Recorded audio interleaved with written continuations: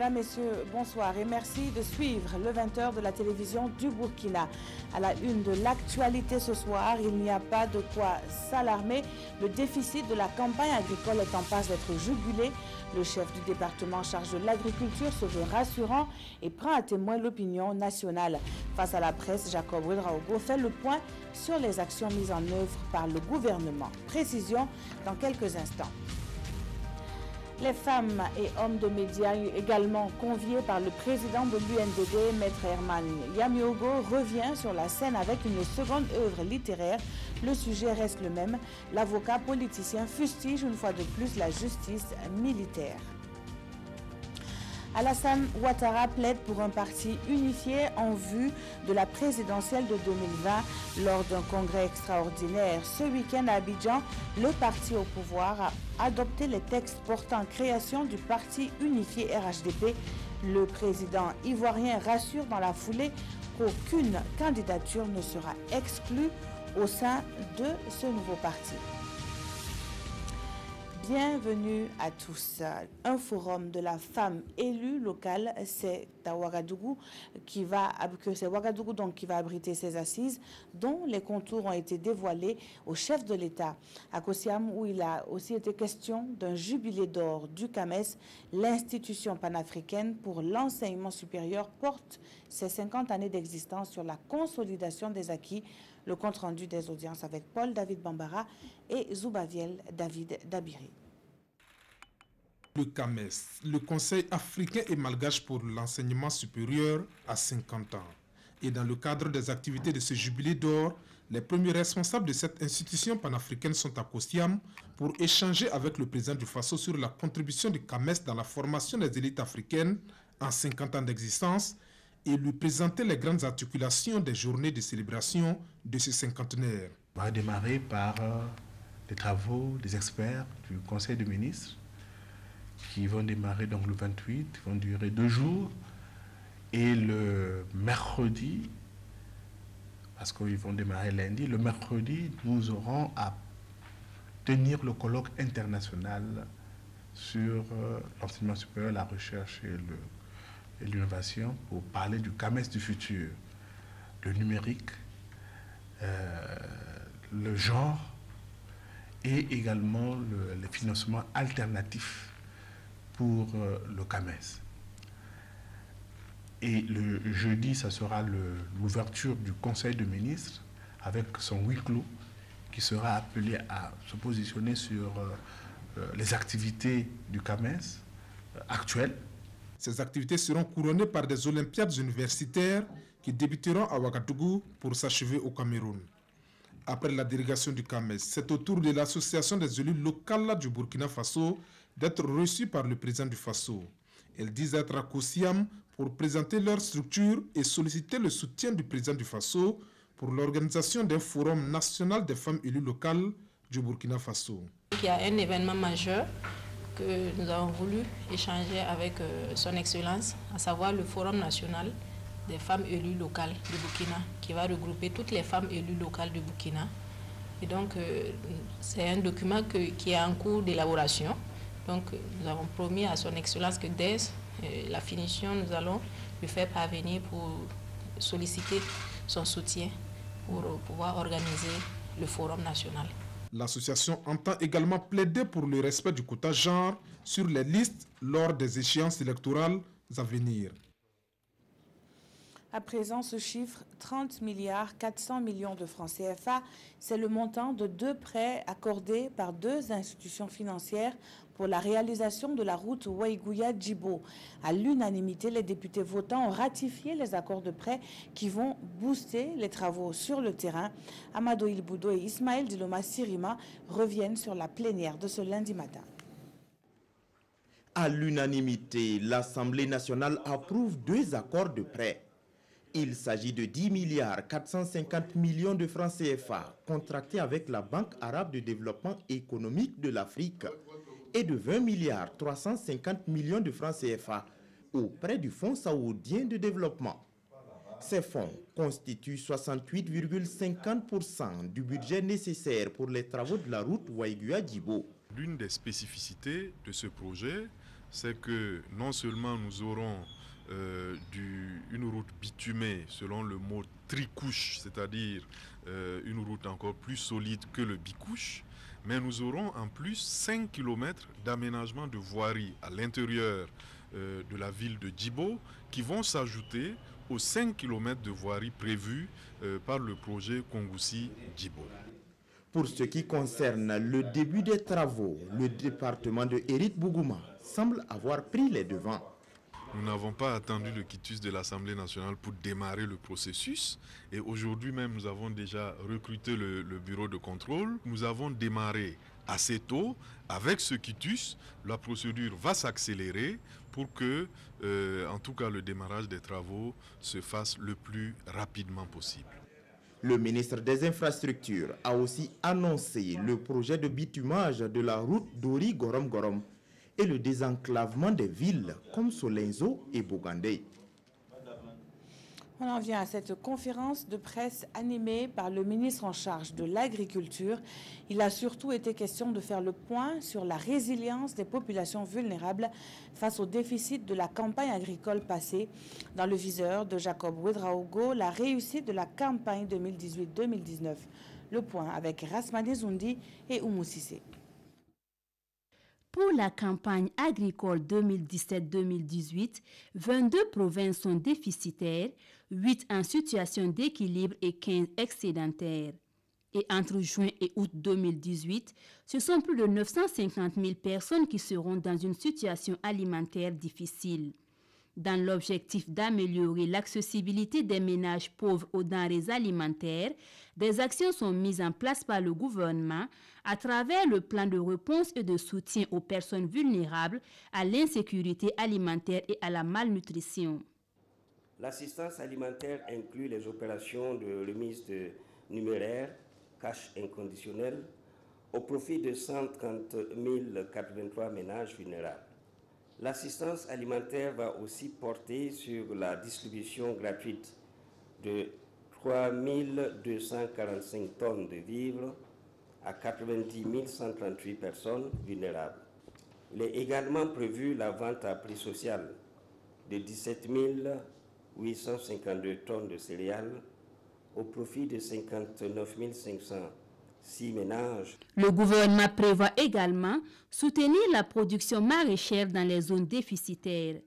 Pour la campagne agricole 2018-2019, il veut prendre les devants pour mettre fin au cycle récurrent de déficit céréalier. Nous entendons mettre à la disposition des producteurs au titre de la campagne agricole 2018-2019 5 247 hectares de nouveaux bas-fonds et 4 314 hectares de nouveaux périmètres irrigués.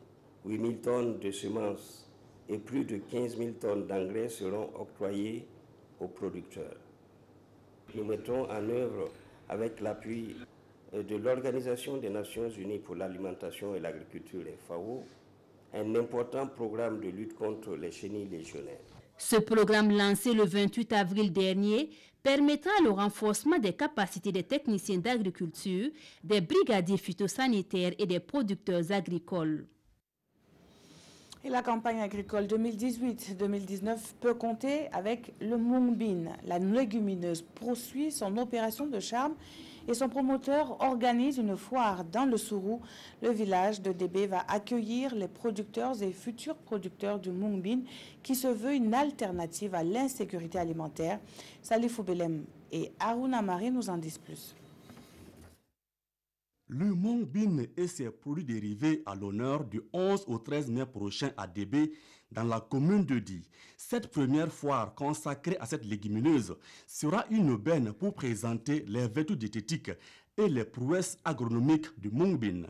Selon le Larry Naba Tiré, président national de l'association Bokimbi Bara, après 3 ans de pratique culturelle, le Mungbin a déjà fait ses preuves.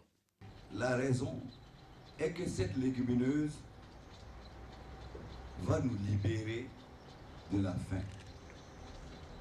Parce que c'est une légumineuse qui est plus productive que toutes les légumineuses et tous les céréales au Burkina Faso actuellement. Plus nous allons consommer le Mungbin, moins nous allons importer des aliments de l'étranger et nous allons préserver nos devises. il y a aussi le fait qu'à cette fois, nous allons pouvoir dire que ce sera le salut des paysans. Cette foire sera également une tribune pour les producteurs d'échanger sur cette filière émergente. 50 stands ont été dressés au profit des exposants. L'édition enregistre des innovations.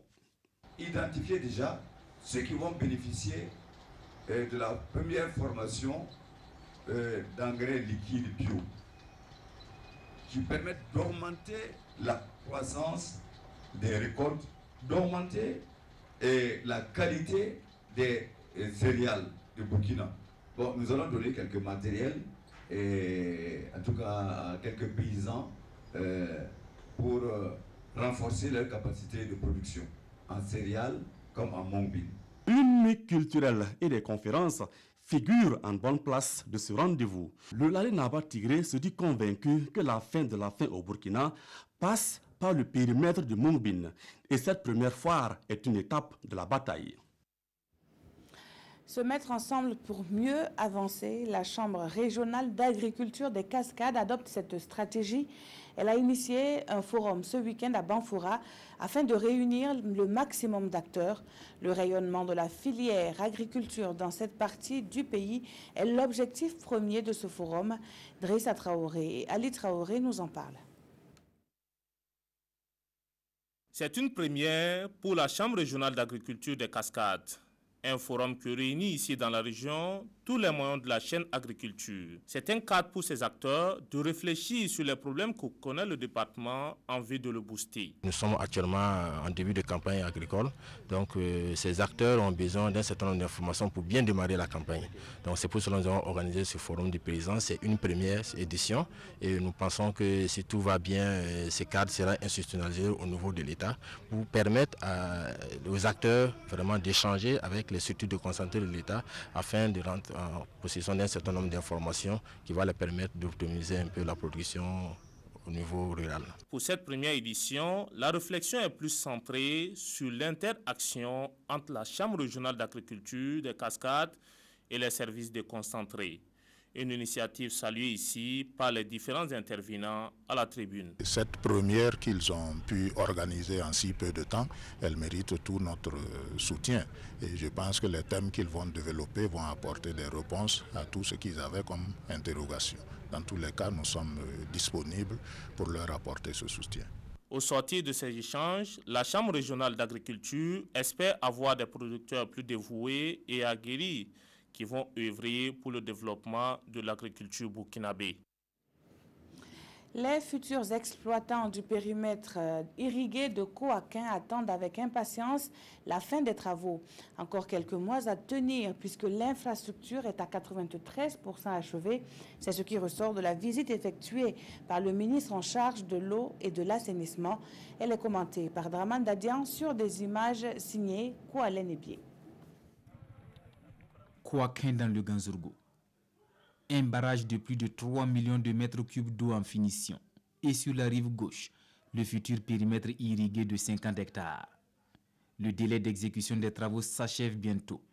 Le ministre de l'eau vient alors aux nouvelles. Nous avons réalisé 93% des travaux. Il reste 7% de petits travaux de finition, de nettoyage. Voilà. Sinon, tous les ouvrages sont pratiquement fonctionnels. Il m'est revenu que l'ancrage de ce barrage-là est des fois descendu jusqu'à 6 mètres de profondeur. Vous voyez, il y a ce qu'on appelle un mur de crête, le petit mur que vous voyez là. Tout ça, c'est des éléments donc, de protection et de sécurisation du barrage. Donc, a priori, de par ce qui a été fait et de par les plans et les conceptions que nous avons vues, nous sommes scientifiquement rassurés. Le chantier a connu des péripéties. Arrêt des travaux pour non-conformité aux exigences environnementales. Mais pas seulement. Nous avons rencontré des difficultés parce qu'il n'est pas toujours aisé de pouvoir dédommager ces populations-là, puisque nous n'avons pas à ce jour un référentiel national que nous pouvons appliquer partout où nous nous trouvons au Burkina Faso. Et nous pouvons donc affirmer aujourd'hui qu'au cours du mois de juin, cet ouvrage-là sera entièrement achevé. Une retenue d'eau très attendue par les bénéficiaires, pour qui c'est une promesse de longue date qui est sur le point d'être tenue. Depuis 1962, c'est Maurice Ambo qui nous permet de venir faire Brasse. Mais aujourd'hui, c'est fini. Non, maintenant c'est fini. Nous sommes contents.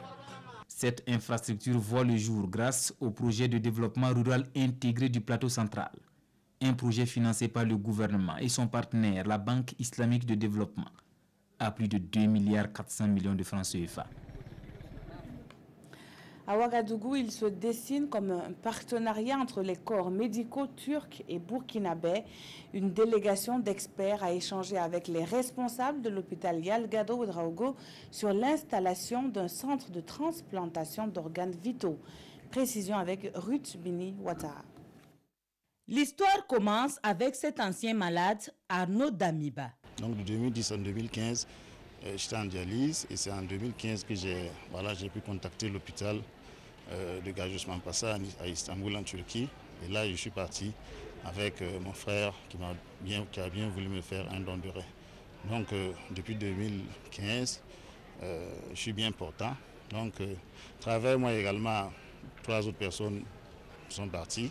Donc c'est à l'issue de cela que les responsables de l'hôpital m'ont demandé de rentrer en contact avec certaines autorités sanitaires. Aujourd'hui, le centre médical turc Gazios Mampasa souhaite créer et entretenir un cadre d'échange avec le centre hospitalier Yalgado Ouedraogo. Premier acte de la procédure, convaincre à travers une opération de charme. Notre centre est spécialisé dans l'implantation des organes tels que le rein, le foie, les pancréas, les différents types de cancers, les tumeurs du cerveau et tout. Nous sommes spécialisés dans tous ces domaines. L'opération peut être réalisée chez nous. Nous allons discuter aussi avec les autorités de ces pays, voir si de temps à autre on peut faire une délégation pour venir réaliser les opérations au Burkina ici.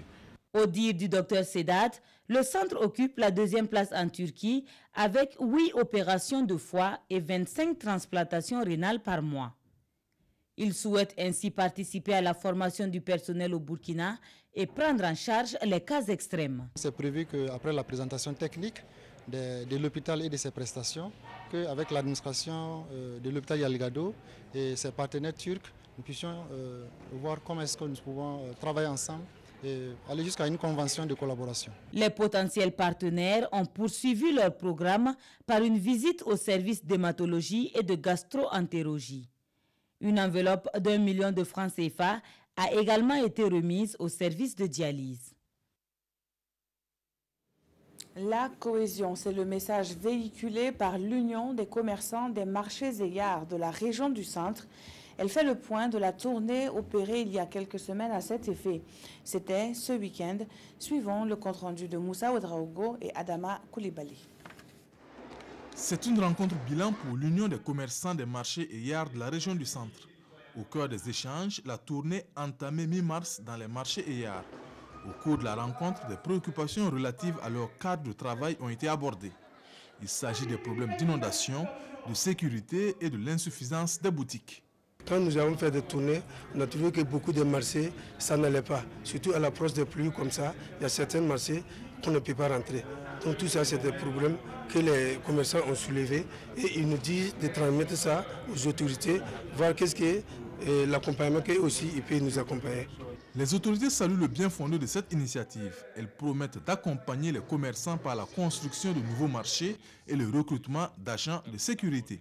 Ouagadougou s'est étendu au-delà de ses limites. Il y a de nouveaux quartiers qui sont nés où il n'existe pas de yard, où il n'existe pas de marché. Donc nous, notre rôle, c'est de pouvoir implanter des nouveaux marchés dans ces quartiers afin que tous ceux qui veulent vaquer à leur occupation de petits commerces puissent le faire en toute sérénité. Et la sécurisation aussi de ces marchés-là font partie des préoccupations qu'ils nous ont soulevées. Et c'est pourquoi vous voyez que tous les ans, désormais, nous recrutons 150 nouveaux policiers municipaux qui vont aider à encadrer ces marchés et yards-là afin que les gens puissent vaquer sereinement à leurs occupations. L'Union des commerçants du centre regroupe 102 marchés et yards et chaque marché et yard est représenté par une association. Face à la douleur, il faut bouger. Les médecins nous le préconisent et les personnes âgées ne sont pas en reste. L'association Génération Solidaire place le sport au centre de sa campagne d'activité au profit des personnes du troisième âge. Les activités se poursuivent à Ouagadougou, nous disent Daouda Ouattara et Draman Guéné. Des vieilles personnes en pleine séance de sport dans la cour du Siaou. C'est le début de la campagne des activités en faveur des personnes âgées, lancée par l'association Génération Solidaire. C'est une campagne qui se résume essentiellement à la pratique du sport chez les personnes du troisième âge. Et cette année, c'est par le sport, l'activité physique, que nous avons décidé de lancer cette campagne, voilà, pour contribuer au bien-être des personnes âgées et à des liens solides intergénérationnels. Il y a déjà ces activités de sport, il y a des activités de contrôle de santé, il y a un tournoi de basketball des anciens. Cette initiative, l'association Génération Solidaire la veut plus large. Elle espère toucher toutes les communes de la capitale avec le soutien des conseillers municipaux. Vous saviez que le sport, c'est la santé.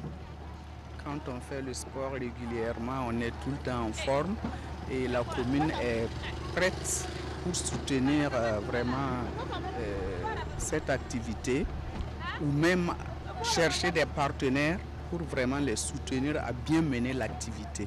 Depuis 1993, l'association Génération Solidaire fait de la promotion des personnes âgées une priorité. Cette année, elle invite tout le monde à consacrer la journée du 12 mai prochain aux grands-parents.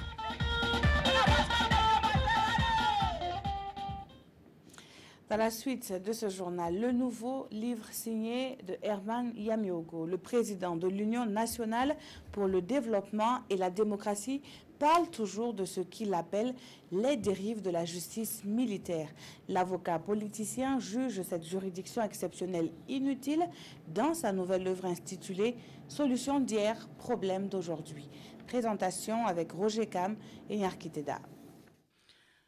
Herman Yamiogo insiste, persiste et signe, le tribunal militaire est un danger dans l'univers des juridictions au Burkina Faso.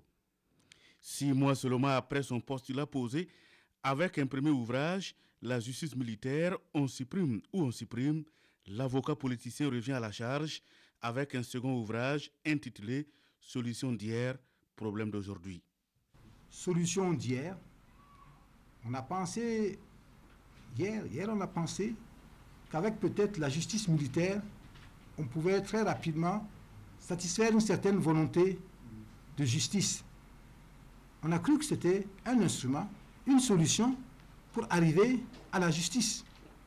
Mais on se rend compte aujourd'hui que c'est un problème.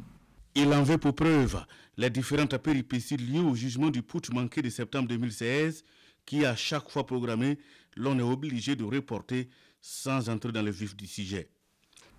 Avec les citations à témoins, avec les irrégularités, avec tous les blocages qu'on voit, avec les citations concernant les officiers de l'armée, tout ça, on se rend compte que ce qui était une solution hier est devenu un problème aujourd'hui. S'appuyant sur sa propre situation judiciaire, d'avocat ou encore d'homme politique de l'opposition, le président de l'UNDD s'insurge également contre le décret qui nomme les magistrats au tribunal militaire et qui a reçu l'onction du Conseil constitutionnel. Où vous avez vu ça? Une constitution qui dit c'est le Conseil supérieur de la magistrature qui nomme les magistrats du parquet ou du siège, et c'est un président qui vient prendre un décret pour nommer des magistrats. Nous sommes dans l'illégalité actuellement. Se prononçant sur la situation sécuritaire au nord, le fils du premier président de la Haute-Volta, aujourd'hui Burkina Faso, pense que la question n'est pas traitée avec sérieux au sommet de l'État. Pour lui, c'est dans l'union, la réconciliation et par une justice transitionnelle que l'on pourrait réunir tous les Burkinabés pour lutter contre le terrorisme. Connaissez-vous vos origines? Si oui, tant mieux. Sinon, un festival permet de vous plonger dans les savoirs endogènes des communautés au Burkina Faso. Boud Bangré est à sa 2e édition dans la commune de Samba, province du Passoré. Rasmane Zoundi et Aruna Maré nous font revivre les temps forts de cette manifestation culturelle.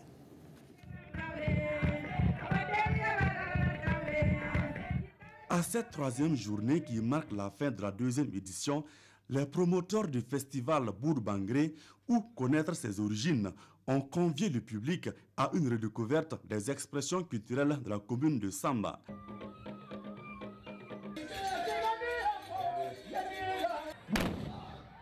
Des troupes de danse, des défilés de masques, de la lutte traditionnelle et des expositions ont été présentés aux festivaliers.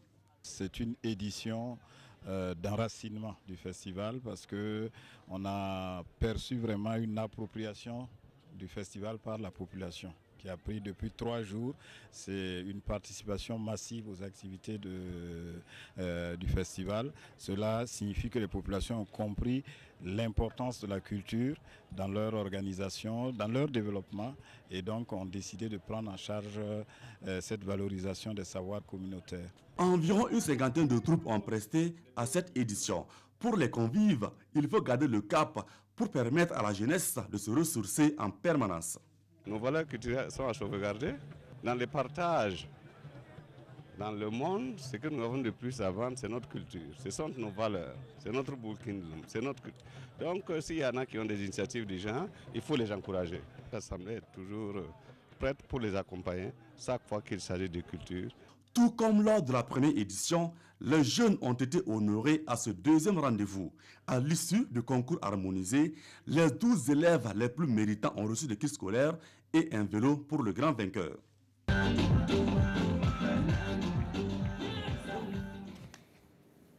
En Côte d'Ivoire, le parti au pouvoir a voté en faveur de la proposition d'un parti unifié. Le RHDP engloberait le RDR, mais aussi le PDCI d'Henri Konan Bédié. C'était samedi dernier lors du 4e congrès extraordinaire du parti d'Alassane Ouattara et le président de la République qui souhaite désormais l'organisation d'un congrès pour désigner le candidat du parti unifié en vue de la présidentielle de 2020. Alassane Dramane Ouattara plaide pour la transformation en un parti unifié de la coalition au pouvoir, le Rassemblement des oufouettistes pour la démocratie, RHDP, pour désigner un candidat unique à la présidentielle de 2020. Le RDR, l'actuel parti du président ivoirien, a voté ce week-end en masse en faveur de la proposition d'un parti qui engloberait non seulement le RDR, mais aussi le Parti démocratique de Côte d'Ivoire, PDCI, d'Henri Konan Bédié. Reste à présent à déposer les statuts de cette nouvelle organisation politique auprès des autorités et à organiser un congrès qui se tiendra dans les meilleurs délais, ont fait savoir les cadres du RDR. Dans son discours, Alassane Ouattara, en sa qualité de président d'honneur du RDR, a appelé ses camarades à préparer leur candidature au sein du RHDP, puisqu'à son avis, tout le monde pourra être candidat et que ce sont les congressistes du RHDP qui choisiront le candidat du parti unifié aux élections de 2020. Même s'il ne le mentionne pas explicitement, le président Ouattara ouvre ainsi la voie à d'éventuelles primaires qui opposeraient les candidats issus du RDR, mais aussi ceux du PDCI. Une perspective à laquelle sont hostiles de nombreux cadres du PDCI qui voient derrière ce parti unifié une parade du RDR pour ne pas soutenir un candidat proche d'Henri Konan Bédié lors de la présidentielle de 2020. L'adoption du projet de parti unifié par les militants du RDR s'est faite en présence du président de l'Assemblée nationale Guillaume Soro et du ministre de la Défense Ahmed Bakayoko, deux personnalités présentées comme de potentiels successeurs d'Alassane Ouattara à la tête de la Côte d'Ivoire. Un autre congrès est lui commenté dans les quotidiens de ce lundi, celui du CDP qui s'est tenu ce week-end à Ouagadougou. La revue de la presse est avec Vincent Kendrobeogo. Au CDP, le chapeau de chef échoua à Edi Komboyogo qui fait la une de l'ensemble des parutions du jour. Pour Sidouaya, pas de chamboulement puisque Edi Komboyogo en poste depuis 2015 l'emporte encore avec un score de 39 voix contre 33 pour son adversaire, Bourema Badini, même absent à la clôture du congrès. Chant du cygne ou renaissance poursuit Sidouaya dans son éditorial. Même si le congrès s'est déroulé sans heurts apparents, l'atmosphère qui a régné avant et après fait dire que le parti est plus que jamais à la croisée des chemins. Entre la vieille garde et les jeunes loups aux dents longues, le dialogue est tendu. Élu dans un vote à bulletin secret, la légitimité de Edi Komboyogo ne peut plus être remise en doute, note le pays, sauf que le plus dur reste à venir et le risque d'autodestruction du parti n'est pas à écarter totalement. Surtout si ceux qui ont échoué dans leur tentative de restaurer l'ordre ancien se résolvent à torpiller les efforts de la nouvelle équipe dirigeante. Sans oublier ces militants qui jouent au lépreux incapable de traire une vache, mais aptes à renverser la calebasse de lait. Le parti échappe-t-il à Blaise Compaoré? Question posée par l'observateur Palga, car le perdant, Bourema Badini, se passait pour le filleul du père fondateur du CDP. Alors, la victoire de Komboyogo est le signe qu'il ne suffit plus à Blaise Compaoré de claquer les doigts pour que les cadres du parti se rangent. Et le rôle de président d'honneur à vie que les congressistes lui ont conféré risque d'être un gadget. Edi affiche désormais ses ambitions pour 2020, titre aujourd'hui au Faso, sauf que le président du parti pourrait ne pas être automatiquement le candidat à la présidentielle, d'autant que Blaise Compaoré n'avait jamais été le président du CDP. Bref, c'est la survie et le retour du parti qui est actuellement en jeu, conclut le journal. Et merci d'avoir suivi ce journal qui s'achève. Très bonne suite de programmes sur la télévision du Burkina.